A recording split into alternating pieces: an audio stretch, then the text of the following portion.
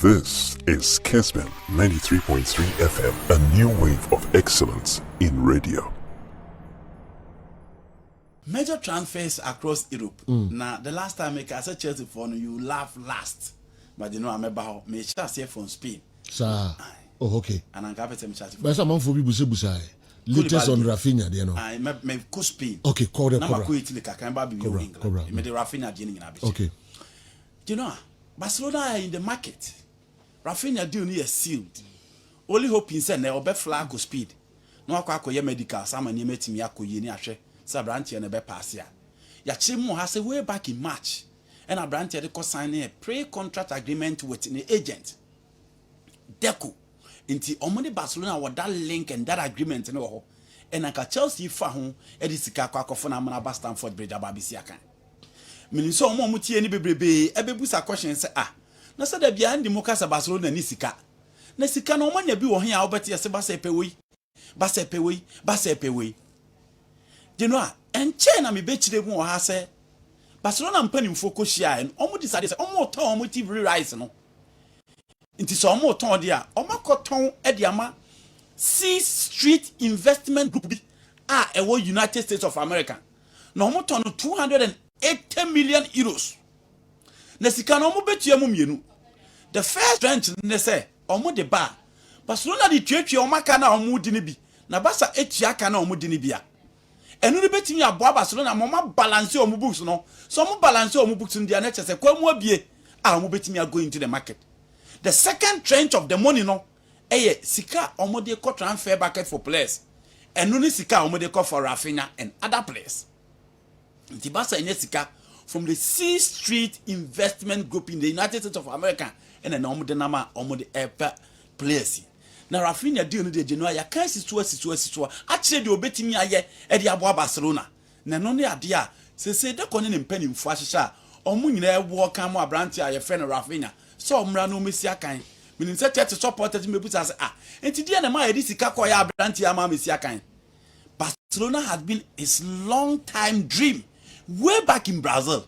And if you know the connection between Brazil and Barcelona, you don't even hesitate to argue as to why Rafinha would choose Barcelona over any team friend Chelsea. Felipe Coutinho ko ya anyeye. The likes of Giovanni Muko ya anyeye. But the list can go on and on and on. From Daniel Alves, Luis Nazário de Lima, Ronaldinho de Assis Moreira Gaucho, Vitor Buba Ferreira Rivaldo, Obetimi Abone Mada Silva Santos Jr. All these players are called general. Omo ko chire obobo brand no omo quality omo betim dia share Barcelona team. It is the link and the correlation between Barcelona and Brazil. Every player from Brazil dream of wearing the Barcelona jersey. It is the dream of Rafinha now. And I to say general okwa kosi akan e dia metima ye friend FC Barcelona. No krani mi so o hwe ja vinsem na okana nanim ho no Genoa opeso o hye ba bia Bayern Munich for no so atonkra so omo de omo ehwe Sabrante Fredo Lewandowski 16th omo beton because on the 18th omo koto United States of America but in cry eba etremu a Barcelona team the 50 to 50 million euros ekwa Bayern for ni bejem no maja ma Brante na ko because enya de so omo betimi atwemu time moreover omo hia sika omo de kwa kofa Brante Fredo Matthias de Ligt from a team friend Juventus no ababisi akan and Genoa in the transfer market the player power is very very crucial. Lewandowski says I'm leaving. Rafinha says I won't play for Chelsea, I'll play for Barcelona. Into the player power is very key in the transfer market. Into Barca sign a scanny view our moko akoshe se omo de be ko buyer. No ma ko fa Brante or the TV sui amuna ba be gina ni mo bi dia mom. Into so no bad ya. Na de no hwe Barcelona ni mu na. Ferran Torres, Ansu Fati on the left, Pierre-Emerick Aubameyang, Robert Lewandowski up front, Dembele and Rafinha on the right. In anymore, any of the three players on be choosing a 4-3-3 no general. And nimu hobe enagro. So ba bedroom fin so a. Ye rested you ya. And opening a friend Ali De San. Or only the agent of Frankie Dion. What to Barcelona and penning for cra say. On moment to Manchester United say. I'm not any friend Frankie Dion. Onye na do say o free Barcelona bobo kunim. E hwa na opeso otena. Onye na do say okwa kopimo Manchester United. Na onye na do say ni sika na obeti so taku anasempo ada. He's ready to stay. He's ready to play in the UEFA Champions League. Manchester United and penning for the likes of John Matos, any open year friend Richard Arnold.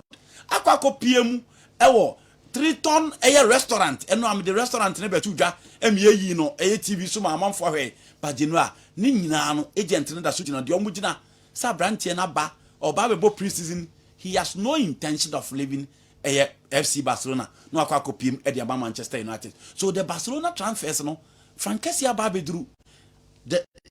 Another news coming from Barcelona is that you score that now check Chelsea you money. Pierre Foko Italy so mo kwa family and screen ya.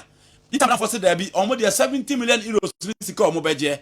Say omo ntimi mfa sika ma dia on your money because omo ready somebody scan so. Inti Pierre for san kwa piem wo se bia. Say Barcelona for atena ho check. No omo ntimi nsan Jules Conde. Chelsea nkofa Jules Conde dia. Eni omo Paris Saint-Germain no Genoa. Omo so munya branche na omo pe ntie ho na omo di omani ahwe so omo kofa Jules Kunde aba na oba bisia kan e dia ma Paris Saint-Germain. Nti that is it for the Barcelona transfers. And no pictures be by say enka Barcelona day Frankie de Jong jersey number 21 ama Kessben, but you know it was fake and assistance now. Frankie de Jong deal is stalled and is yet so better kid scene so Olivu Esportivo Joan Gampa or Oku Ultra for the Kwakusia kan. Musa Sissoko opinion or agent any ma Dembele di and obian will say Dembele akoye ni medicals na pass it omo chance omo be announcing the deal say branch na agree 2-year contract for FC Barcelona and you know obian in Dembele say oba Barcelona no and Jumadi also Dima Barcelona this season only a very good season especially in the second half. We are only hoping say the level of competition up front no ono so betimi adan na die yi no no ahwe ono de wate ase say 40% of the salary no wakati wages no alternative my friend FC Barcelona because teams are now pushing for them nyina no obi ayi omani omo hwe sa branch ni betimi atana. That is it for the transfers in Barcelona. Now so ba be PM ewo Italy now the Italy connection akwa England and then Germany. Now first of all me shall say from Tima your friend Napoli. And more biara mfi say ye ka transfers na you know England won enya kete fon kwa na April. But West Ham akwa pie mo Sassuolo. So mo kwa fa brand ye friend Gianluca Scamacca because Pierre for the 30 plus 35 and omo de call say omo de 5 million add-on spend e be ka ho e dia Sassuolo. So when who brand here na only the likes of Domenico Berardi mo e na gina ni mo de mati my friend Sassuolo. And you know be him say omo kwa fan no aba be backup abra PG foja e Mario Icardi kwan na kwa ba be backup for Kylian Mbappe. But you know West Ham for no so awura how because last year omo depending on Abrantia your friend Michel Antonio and him alone will not be enough if they want to qualify for the Conference League or the Europa spot. So they will need a player obetimi atoto ntrande dia momo and you know Abrantia no the TTV sui ono na omo di sika akwa piem 40 million pounds. Omo de kwa for branch no so omo na mesi aka enfa ba West Ham United omo the likes of Berama omo the likes of Pablo Fernandes mo na you know omo adwuma wani mo enfa ma West Ham United Italy wa bio just say mo na afafon afepalo de bala say so obi anyi na ono de omra obeje no Nicolas Zaliano is leaving wakati omo so omo game no omo ba bebo no mo because on the opposite ko Juventus. Would the Bala accept to join Jose Mourinho again? You who the deal between Napoli and the Bala agent. And in some Diego Armando Maradona Jr. Kokae, but Sikasami issue at the Napoli. As to so mubeti me a fan Paulo Isaquel Bruno de Bala, a very good player. But you know, he seems so be a man attention in the transfer market. Maka so ni the club near friend Di Maria. Omu football or mabebo European teams now appreciate here. A very good player, and we are only hoping. So betting a quack join Napoli, I'm an emetimia. Napoli where be you? Yet said there, De Laurentiis are far from a penny of friend Richard Arnold, Manchester United penny no. I catch and say, Kaludi Koulibaly I catch almost or Chelsea. Now no hear the press conference of Luciano Spalletti. Now what you say any deal na wie. Luciano Spalletti say oh, Sabranti ani tutum so akwa piem o Chelsea dia e nhira na om de be ma no. Omo ntimi nsi ne kwan se onkonko piem e wo Chelsea. Napoli for na di kaka said you Roberto Baggio, dear Gonzalo Pipita Higuain. Any enim guasi a omo agi edi kuru a omo supporters di kuru omo de Gonzalo Pipita Higuain eti Ekoye sheet and I know omo de kwa jana bia no omo mpese sanim guase ni bibesi bio nti there's no way omo beton Khalid Koulibaly e de akwa committee my friend Juventus na omo sa de aba be huru omo because omo ye omo competitor and yes sadia omo freti my friend Manchester United because eno Eric Bailly e be born homo de pa obi ehun sa brand no mo de bo so edi but as it stands now if Lisandro Martinez is coming what is the fate of Eric Bailly a fourth choice centre back Genoa or Napoli for Kofa another Africa northern eba be shem eba Khalid Koulibaly ekoko pim e Chelsea into Koulibaly dia no Napoli for within them or Matias here or Penny affair Fari Ramadani or no the agent of Khalid Koulibaly on it or Bolisia in Italy and on agree personal terms of the player 30 to 35 million pounds and a Chelsea the beka kopiem e Napoli na branch na ba be pim e Chelsea aba bi si akan obi ebusa say oh Abrantin obe fit into a 3-back, obe fit into a 4-back. No question be the qualities ni say. You know our ball 3-back ni be that, but Napoli any team omo ball consistent 3-back to say the open here Thomas Tuchel no. But in Napoli, no omo ball Ramani, omo ball Juan Jesus, and he is at the heart of the 3-back. In Finfina, Thiago Silva Jina the whole Jina. But so Khalid Koulibaly, he is a left-sided centre back. Okay. So the number 4 and the number 5 ni jina Thiago Silva be jina nifa na ono jina benkum obofru benkum afem enti so oba Chelsea dia na so Thomas Tuchel ebebo the 3-back dia Genoa obviously he will start from the left baby a Rudiger wono e ho no obebo but say Nathaniel Akenyaba pe which a deal is on the card for Manchester City and Chelsea to agree a 43 million pounds dealer na Genoa except Khalid Koulibaly will be on the right, Thiago Silva will be at the heart of the middle, and then Nathaniel Ake on the left. And you know, Khalid Koulibaly there, he's an all-round centre back. Unim from ball, ne holding or winning balls. You know, also I can say insert to from a team famra. Now also kwako mano, oko pressing high, or big jibbo on so he's well composed. He has the composure and he has the ability to set the tone from the back. They open from a proper centre back be Albania. And you know, the last time we compared 3 centre backs, Matthias Delete Moudin, Obi a Kaba Milan screener, but you know he's the real deal. See any bomb free striker and some dear Ubina Khalid Koulibaly. I saw now they call. Senka when height now when form now. Kabekas or bear sluggish, but you know he's a proper centre back. The only problem is that when you at 8:31 and only idea any baby air. But another question will be able to say Khalid Koulibaly mode when you need Thiago Silva and you. And it's all the ball near back Chelsea so dear. And your Chelsea bebre. But the question you ask yourself and say, Matip never Van Dijk or more faster now. Rafael Varane Harry Maguire or more faster now. Ruben Diaz any Emre Laporte or more faster now. Omu crowd the omu baby. But omu pace ne say. But you know, having Koulibaly, Thiago Silva at Chelsea never will be to say you lose Conde and AC Milan screen your account. Premier League in the say Gafu with you. Obi and Timmy Messi second.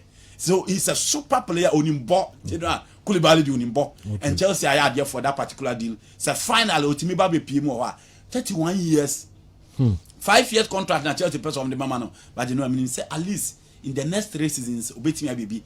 Ebi abeka so only Africa 31 Libya. He's a former student of Genk Academy. Into ono. Okay. Obi a born a black Accra or Belgium ho. Academia, the likes of Melo Lukaku,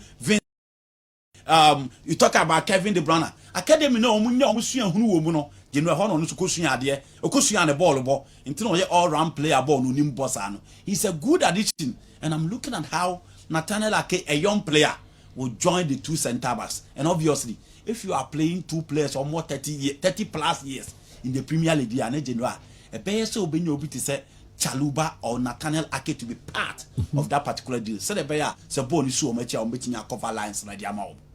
Now still at Chelsea. Raheem Sterling meaning say make the picture. No, say chewa na wa. Mate president campaign. Genoa. Metete bibi sa. Oh, campaign be the end ya che. Won say these days no coach is no more but back na ya DB. Ajube na Conte ebo Giorgio Kilili on 9 million ultimate but the favorite here left. Okay. No Bono the left side of the central defense. No abo Bazagli or right. No abo Aranti Efeni Bonucci or middle. Now Conte echo team a Efeno Inter no. And or the Alessandro Bastoni ebo the left side of the central defense. But that's me on the right. and obo Stefan de Vrij or the heart of the three back. Oba England no Ben Davies, Davison Sanchez, Eric Dyer, Christian Romero, Onibiwom. Inti afu we decide so obepe a left-footed player. Not na be put that side. E no call Barcelona. So ko fa Clement Lenglet na ba. Si ehun open here friend Thomas Tuchel. Ne three back no, they know at PAJ. Na otimi bot Thiago Silva, Marcus Marquinhos Correa, and then personal Kimpembe. Inti Chelsea ho no, washa, they know so target omo pen na, omo a left-footed player on that side. Inti Bastoni be mu kakra. Nathaniel Ake is on the cast. Personal Kimpembe out there. And they do have 3 players at Chelsea up for the replacement of Anthony Rudiger in ano. A left-footed players are Omujina Benkum central defense. But you know, so Kimpembe ba our experience at Nathaniel Ake. But for the Premier League, you know, I'll go in for Nathaniel Ake. Okay. Chelsea team no one and war. And San Woko and Manchester City at San Pakofano. Kimpembe pay his experience. And then the level in the European game for me is an upgrade. Experience alone, you know, it is not easy to get that in the market. But for time, for the tradition, for the Chelsea culture, and for a player to take the next stage after Thiago Silva and then Kalidou Koulibaly, obviously I'll go in for Nathaniel Ake. Nathaniel Ake, Kimpembe, Kalidou Koulibaly. Ombet be solve problems na vacuum na Rudiger no equity or one. You know, I'm a bit me solve. Because nobody can convince me Rudiger is a better player than Koulibaly. Oh, okay. Nobody can convince me. Okay. So Onimbo Koulibaly. He had a very good season at Chelsea, the best defender at Chelsea, one of the best in the European game this season. But you know, Koulibaly do Onimbo. Awa, me tell awa I can room. Or say Obia no be catch with Obekamo Watia says Rudiger are good or better say Koulibaly. We used to say Ondru Nukra. No, yes, that is why I'm saying that he had just one excellent season. Yes. But Rudiger Koulibaly, Ube choose Rudiger. I did not make for Koulibaly with ease. A consistent player for years. I have Rudiger. Oh, you know, I will not even hesitate. Oh, okay. A consistent player for years. I see. Both national team and club football. But you know, Usi Akama Napoli, obviously, you know, be up there. So I agree. Rudiger performed very, very well this season. But you know, Kalidou Koulibaly Unimbo. Okay. And that is it for the defense. You know, defense is still a MidField Baku. And Montana. Georgino message to Chelsea fans. I mean, Chelsea supporters and Yaji. Wakase Oni baby Oko. Chelsea and home, he is happy and he wants to stay. And it's all now, it will be good. But last season was a terrible season for Georgino. The Modiba and Shani. You need a fit Golo Nkate. You need a fit Matthew Kovacic to sustain the pressure in midfield. And you need one player who will bring that dynamism and steel to the midfield. Chelsea here back home. Armando Broja, any Raheem Sterling, General. Meaning so almost the Raheem Sterling a funny play never babe to swa. Almost United States of America no maka copy more. Los Angeles. Raheem Sterling na General or that TV no so na General. So what does for the Sterling deal now? Church supporters now. I almost referee who say oh yeah my Chelsea news. Yeah my Chelsea news no. Raheem Sterling na that TV no so no Facebook nso a obetimi ahwe. Abrante no na Armando Broja. Omo nam kwaso a omo call akọ United States of America no mako join Chelsea training tour no. You know, it's a good deal. He's an upgrade over Christian Pulisic and Timo Werner. Another consistent player comparatively. He had the game in the EPL since joining Manchester City. Nipa be been tia say general move, but I agree with him. Chelsea are sure no. Thomas Tuchel are sure no. Say game no be na Bobby. Obabe the team now up front around him. Chelsea general say the Chelsea City no. Chelsea is competitive like Manchester City. They always want to win. They always want results. They always want to win trophies. And only Adia Raheem Sterling Eba no be make sure so be add. Amando Broja de general I mean say okop turn ba. It's likely say be obeko Everton or obeko West Ham. But Billy Gilmore na mate say Chelsea for no percent general almost amani Cologne. I think they should give him chance this time. Or Nekono Gallagher. One of them you know mama back chance. Because ball away bomber at Norwich. Any ball away bomber at Crystal Palace, you know. You know, I think it's Chelsea. At least someone confirmed it for the Bia Madia. In the last hour, it was Loftus-Cheek. And you know, Beijing and Mutema Omo. But let's see if they will give any of these young lads opportunity to flourish. Good deal for Chelsea. And you know, I hope say those players will add a lot to the Chelsea setup and make Thomas Tuchel and these options. Chelsea need an expansive squad. Hakim Ziyech deal you know as a bafem kakra because 80 Milan for no some issue. Dembele ama, Rafinha ama. You need a left-footed player to balance your attack. Kai Havertz or there. Serge Gnabry will not choose Chelsea because he will feel betrayal by the Arsenal faithfuls into your Manchester, both City and the red side. Into Senya no there. There's no deal for Chelsea for Serge Gnabry. Into Abia na branch your friend Hakim Ziyech you know what? No Manchester United. Medika ka Frankie Dion there say ni penny na ton crack pasa say onko bebia. Na almost cancel teku and asempoa. Again, Lisandro Martinez there I have for not ase wo mu because openi a friend everybody say akwa kopie mu was Shakhtar Donetsk. Akofa branch your friend Malenko. Or a player or you capable and versatile to play. Ayas team and that is a direct replacement for Brandt Lisandro Martinez. Into another, I have for not Yasia Enche. Himself 45 million pounds now. My United copy and I have for a budget because already they've signed his replacement. Okay. Wendell Aba, but Wendell is not a replacement for Anthony. But in clear no HMA, Anthony so Enche by team friend I have for no ebe cash out on him for him to join team friend Manchester United. And when United forced to Liverpool much or massacre. Said they think I heard Kudazale between a tactical Nicolio Sabuta say that will final game no and no kwanya Manchester United Liverpool fast no general omo ye omo passa na passa omo ye omo no na ye important but the niam mienu a me hu ye so important say what ye PS Morgan na or say say Franco Mututu mo mani ni no omo nya hwe but you know say we share obituous rival na otimi man form because obi en say United for no omo da fam ti ade friend ahwiase no omo nsuro bi omo do ya for dada nti so to anya obasem nti omo de enka Liverpool show omo ankanya news but trusting Liverpool by 4-0 and only ade United for the boat. Moreover, me pick two things from this particular game. You know, one players no mo share goals no players no one Sancho eji sika kakraka and a man you do sika kakraka akofa ne bae maka about players eji sika kesi akofa omo you know omo ba Premier League ma omo ntime mo except Virgil van Dijk. But look at this goal and look at the technique of the ball on the two at him. It's gradually is he picking up the confidence in the banner. Anthony Martial from Monaco, huge prospect. And or the Coco PMU was Sevilla because why surplus to requirement into so pay loan nebo. Obia se Martial there, baby or Kakudru Nadia so baba. Give it the opportunity. Shakwa Martial fast so press defender and J ball. That is what I'm looking at, not the go alone. A call fast so J ball if you defender and say no solo. A couple ball on the share. Or you're very lazy and obi on him be any. Now again, look at that technique from Fred. And did you know? Players no share goals apart from the young player. Hey players ya fire or ma slam or ma ball match ya go in chair. Must press the defender and J ball and she will be a move ball if free or the ball look you know any. Yes. You don't see that from Anthony Martial. Or the ball no koya solo and or coco ball and three players no share goals no. It really tells you the new coach on the block and how he's working on them. The next point, David De Gea share the career as a goalkeeper. Oh, more ball man control that. Oh, yeah, Karagamudi and Bian Konkuma. Oh, Bomo and a tomb say basic player so say be fan chain and Yanasem.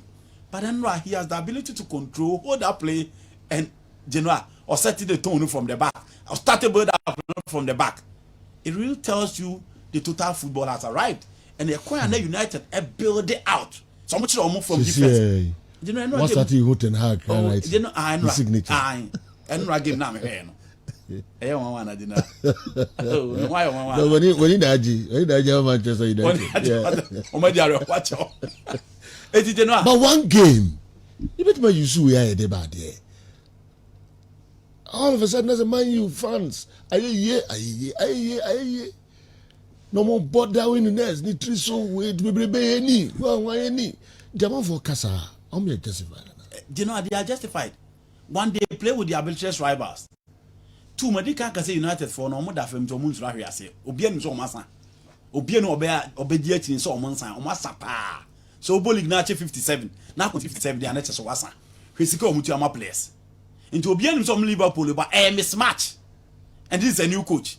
Nkosofo ya na da so gina mu without their so-called best player last season.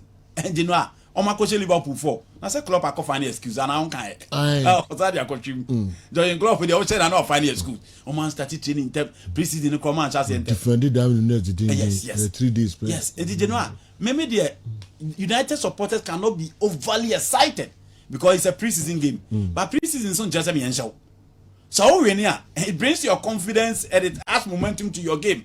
And moreover, look at the players now. Goals. That is where I'm picking up from. And a United supporter and these are slamming and these are under fire players. And again, how the United build out from defense at the bare and only idea I'm here. Darwin Nunes born or says yeah. A idea. Meaning so when the videos now or says born if you say I know saying you know. Striker of that caliber, this carton, as our pressure about so. The Premier League is unforgiving unless you are in English. So on through Omukrom who are Genoa, Jack Grealish, Jadon Sancho, Sika Omogenes, or Mumfree Chrome and Carbon, come up,